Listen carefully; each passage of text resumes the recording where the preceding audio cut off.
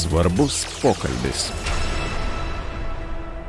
Sveiki, čia Svarbus pokalbis ir šios laidos viešnia yra Elizabeth Kolbert, amerikiečių žurnalistė, Pulitzerio premijos laureatė ir premija buvo įvertinta jos knyga Šeštasis išnykimas, ne vien gamtos istorija. Mūsų pašnekovė šiuo metu taip pat yra The New Yorker žurnalo aplinkosaugos temų komentatorė ir dabar šiuo metu pristato naują knygą pavadinta Po baltu dangumi apie klimato kaitos problemas ir žinoma sprendimus. O kaip žinia, šis ketvirtadienis, balandžio 22 diena ir minime šią dieną Žemės dieną. Good afternoon, thank you for joining us. Thanks for having me. The book is named Under a White Sky, A Nature of the Future. Why? Well, the last chapter of the book, the last part of the book deals with an idea, we'll call it an idea, a proposal that one way we could counteract global warming is by spraying some kind of reflective material in the stratosphere that would reflect sunlight back to Earth, back to space, and have a cooling effect. And one of the potential side effects of this method, of this technique, which is called in English solar geoengineering, would be to change the tint of the sky, so the sky would become whiter. Mm-hmm. Okay, and how do you see what kind of nature we will have in the future? Well, we already have a nature that is highly entwined with the human. I mean, we live in a world where humans are really the dominant force on planet Earth in all sorts of different ways. And I'm afraid that's only going to continue. And then the question, which is the question at the center of the book, is will we now intervene in new ways in attempts to sort of counteract or undo some of the ways that we have already intervened, and we've decided we don't like the results. And in your book, you are talking about several examples, and you start with Asian carps. Why them? Well, Asian carp are in the U.S. a very successful, you would say, invasive species. There are actually 4 different species of Asian carp. They were brought over in the 1960s and 1970s, and they've really taken over a lot of American waterways in the center of the country and crowded out a lot of the native fish. And I begin with them because of the elaborate efforts that are being made to keep them out of the Great Lakes system. They have already sort of taken over the Mississippi water system, and now people would like to try to keep them out of the Great Lakes. Mm-hmm.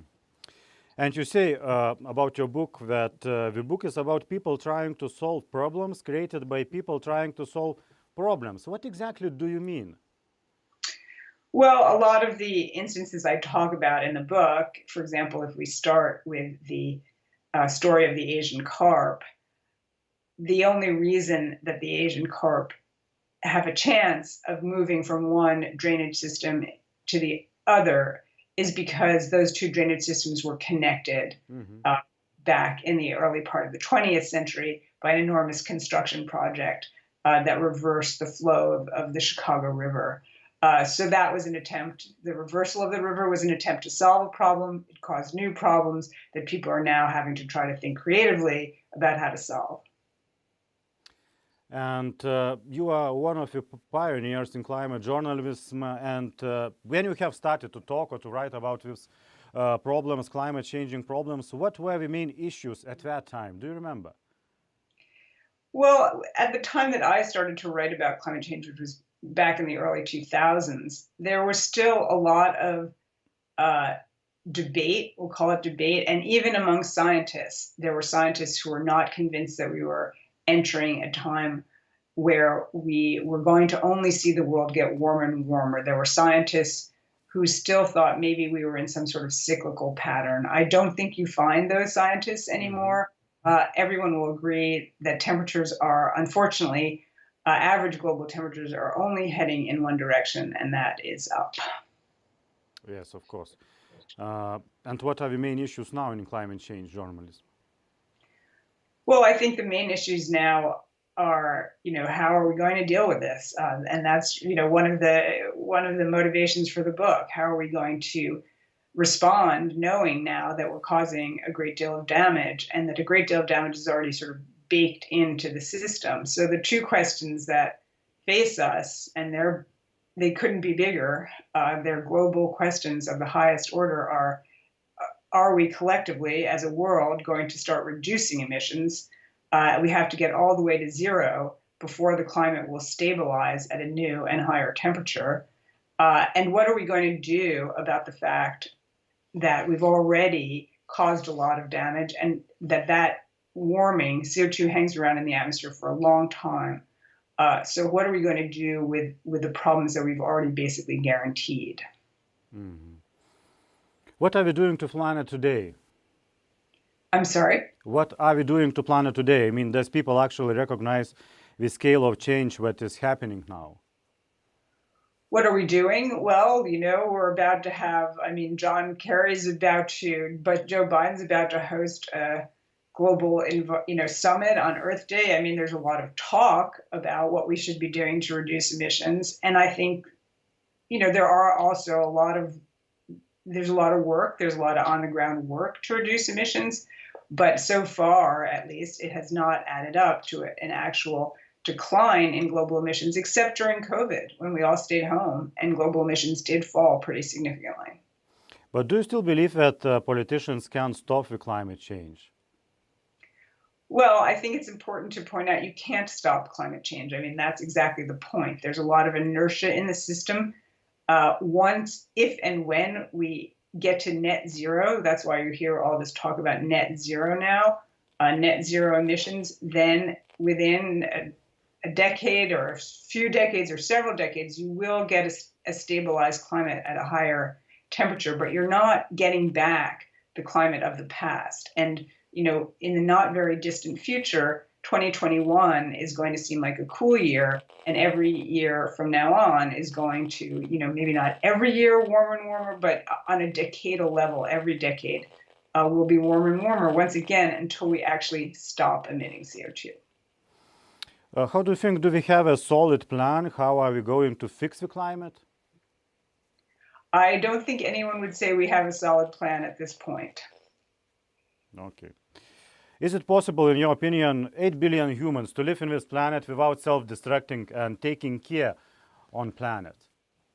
Well, that's the big question. That's the question I think that will unfortunately come to dominate the 21st century. That is the question.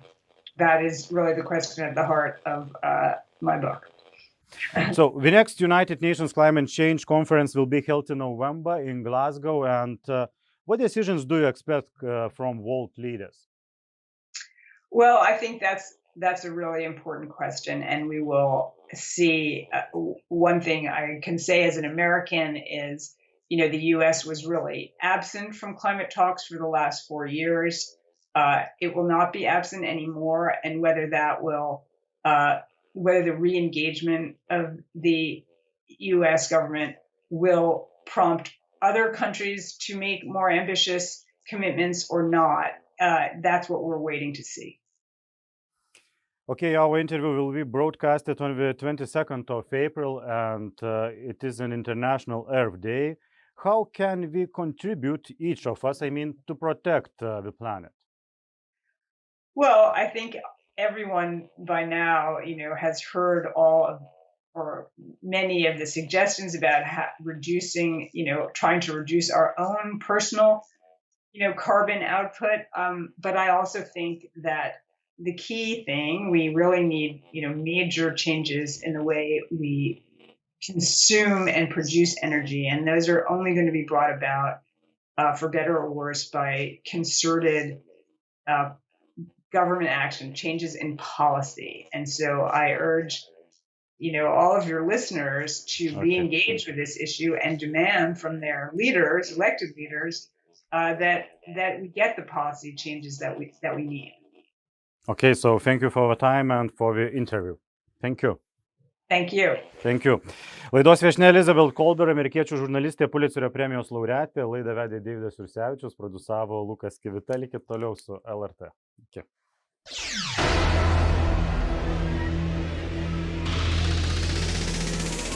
Svarbus pokalbis.